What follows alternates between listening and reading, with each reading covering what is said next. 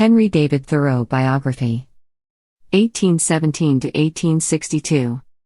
American essayist, poet and practical philosopher, Henry David Thoreau was a New England transcendentalist and author of the book Walden.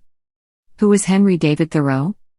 Henry David Thoreau began writing nature poetry in the 1840s, with poet Ralph Waldo Emerson as a mentor and friend.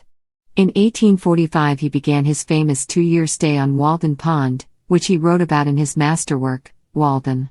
He also became known for his beliefs in transcendentalism and civil disobedience and was a dedicated abolitionist. Early life. One of America's most famous writers, Henry David Thoreau is remembered for his philosophical and naturalist writings. He was born and raised in Concord, Massachusetts, along with his older siblings John and Helen and younger sister Sophia. His father operated a local pencil factory, and his mother rented out parts of the family's home to boarders. A bright student, Thoreau eventually went to Harvard College, now Harvard University. There he studied Greek and Latin as well as German.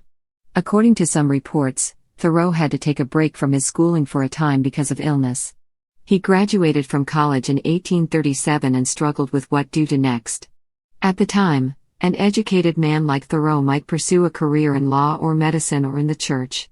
Other college graduates went into education, a path he briefly followed.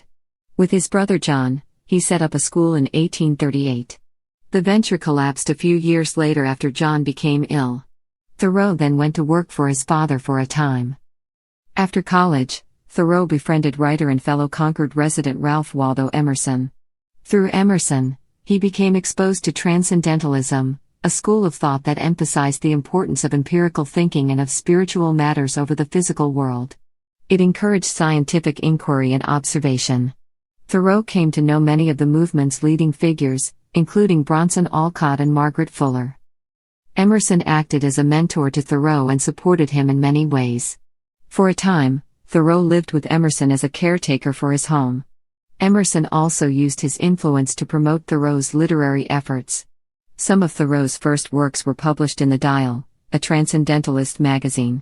And Emerson gave Thoreau access to the lands that would inspire one of his greatest works, Walden Pond. In 1845, Thoreau built a small home for himself on Walden Pond, on property owned by Emerson. He spent more than 2 years there. Seeking a simpler type of life, Thoreau flipped the standard routine of the times. He experimented with working as little as possible rather than engage in the pattern of 6 days on with 1 day off.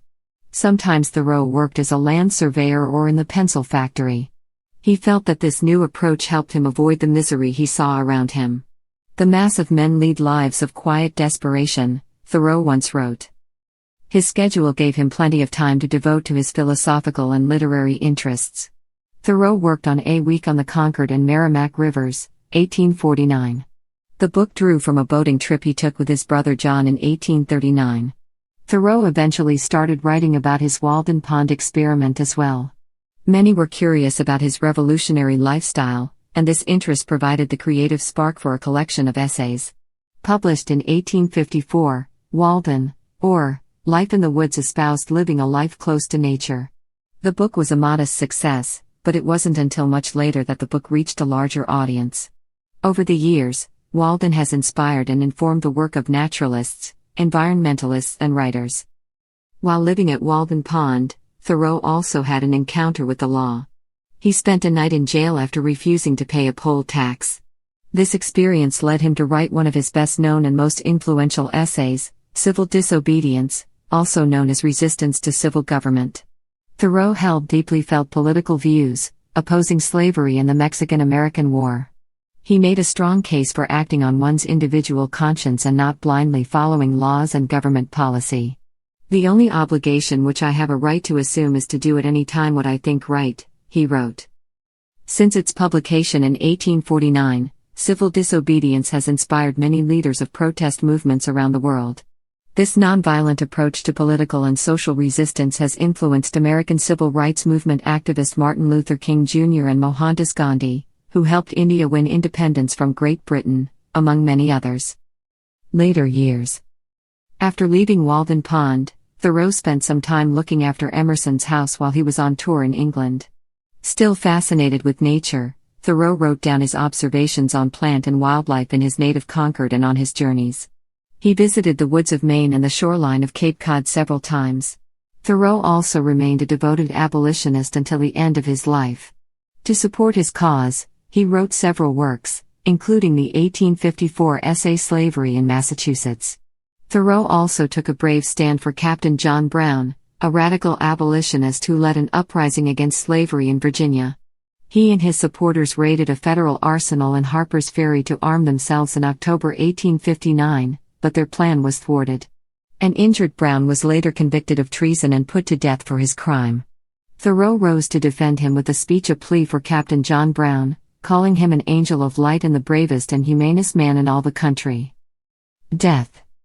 In his later years, Thoreau battled an illness that had plagued him for decades. He had tuberculosis, which he had contracted decades earlier.